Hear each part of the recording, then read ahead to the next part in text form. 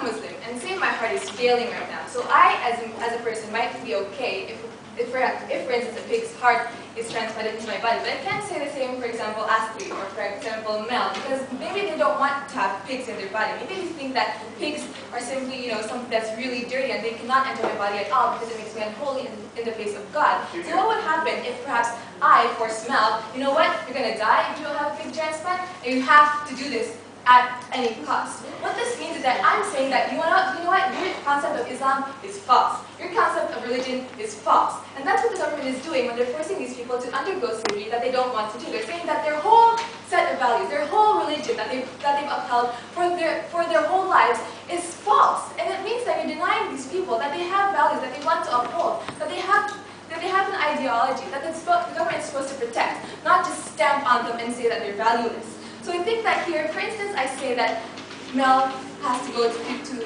have a pig transplant, and she does so. But in the end, she would feel that her life no longer has any meaning. Because you know what? I'm no longer impure. I have pig in my body. I'm no longer human. I'm a pig.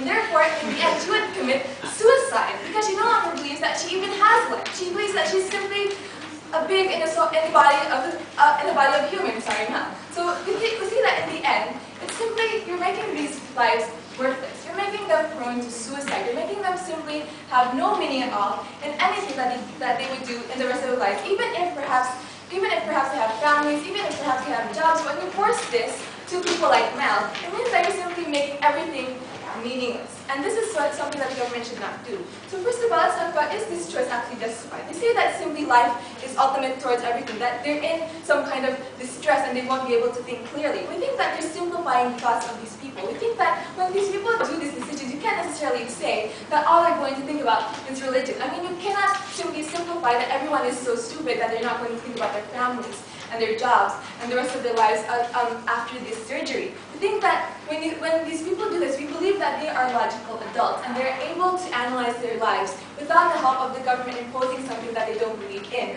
So we think that in the end, it should be the choice of these people, whether or not happiness would be achieved through the surgery, whether or not the choices that they have would actually make their life important, whether or not their lives would actually have any meaning at all after they had a pig transplanted into their body. And we don't think that the government should be the ones actually imposing them and saying that, you know what, your whole religion is false and you're doing the wrong thing here. It's not their choice. And therefore we think that the choice is justified because it's never, ever the job of the government to dictate the choices of its citizens. Second of all, let's talk about the government's role as a whole. They say that the life is the source of all rights and they have to be kept alive to contribute to society. And guess what? That's socialist. Because you know what? If we're going to keep people alive for a contribution, they're just going to have massive work camps and make them work for the government. That's what you mean when you're going to have social contracts in their paradigm. We don't think that is so. We think that the government has a duty to give, and also that their form of giving back is not in the contribution to their families, it's in taxes and so on and so forth. It's not